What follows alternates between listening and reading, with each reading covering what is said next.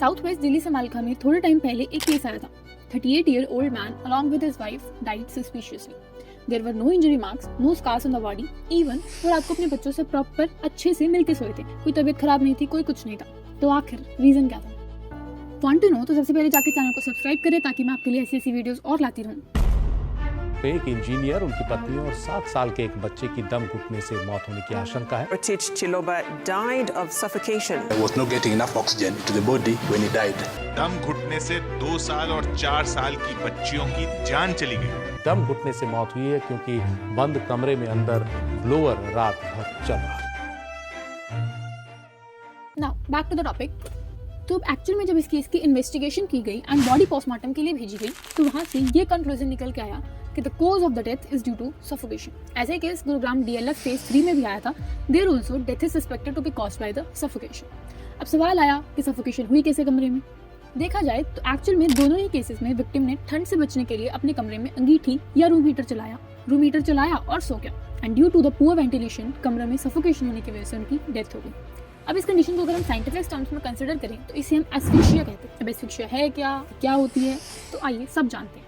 This is basically जब किसी individual के पास ऑक्सीजन की सप्लाई कट हो जाए then the person suffers from asphyxia. Asphyxia में हमारा ब्रीथिंग रेट इफेक्ट होता है and this causes the person to become unconscious and in severe cases it causes death. ये तो बात हो गई थोड़ी टेक्निकल टर्म्स की। अब इसको एक नॉर्मल लैंग्वेज में समझते हैं कि आखिर में होता क्या है। The basic thing we all know is कि किसी भी सब्सटेंस को अगर हमने जलाना है तो उसके लिए हमें 3 मेजर कंपोनेंट्स चाहिए होते हैं, oxygen, fuel, fire and this is also known as combustion triangle. ये हम सबने पढ़ा भी होगा। अब अगर फ्यूल या ऑक्सीजन दोनों में से किसी एक का भी डिसबैलेंस हुआ तो हमारा फ्यूल में अनकंप्लीट कंबशन देगा। अब अनकंप्लीट कंबशन की वजह से होगा क्या कि हमारी टॉक्सिक गैसेस रिलीज होंगी। अब वापस आती हूँ मैं गैस हीटर्स पे। तो जो गैस हीटर्स में हमारा कंपाउंड एज अ फ्यूल का काम करता है, यानी कि जो बर्न होता है that is natural gas. Natural gas most commonly हमारे घरों में भी यूज की जाती है। अभी नेचुरल गैस है क्या? नेचुरल गैस मिक्सचर है गैसेस हाइड्रोकार्बन्स का। हाइड्रोकार्बन्स माने आम भाषा में अगर मैं इसको कहूँ तो ऐसे कंपाउंड्स जो कार्बन और हाइड्रोजन को मिला के बनते हैं।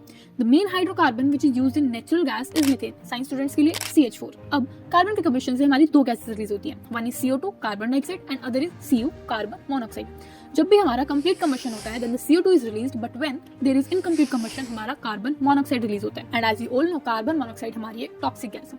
अब जब भी हम रूम में गैस हीटर से अंगीठी जलाते हैं तो that combustion process releases CO2 and Cu depending upon the ventilation of that area. यानी कि अगर हमारे रूम में अच्छा वेंटिलेशन है दैट मीन्स ऑक्सीजन की सप्लाई अच्छी है। ऑक्सीजन की सप्लाई अच्छी होने के कारण अगर इन केस CO रिलीज हुई भी तो वो क्या करेगी, वो ऑक्सीजन से कंबाइन होकर वापस से CO2 बना लेगी, जो कि हमारे पास हमारा एक कंप्लीट कंबशन हो जाएगा। लेकिन वहीं पे अगर हमारा रूम पुअरली वेंटिलेटेड हुआ तो CO में कन्वर्ट नहीं हो पाएगी एंड हमारी बॉडी CO को इनहेल करना शुरू कर देगी।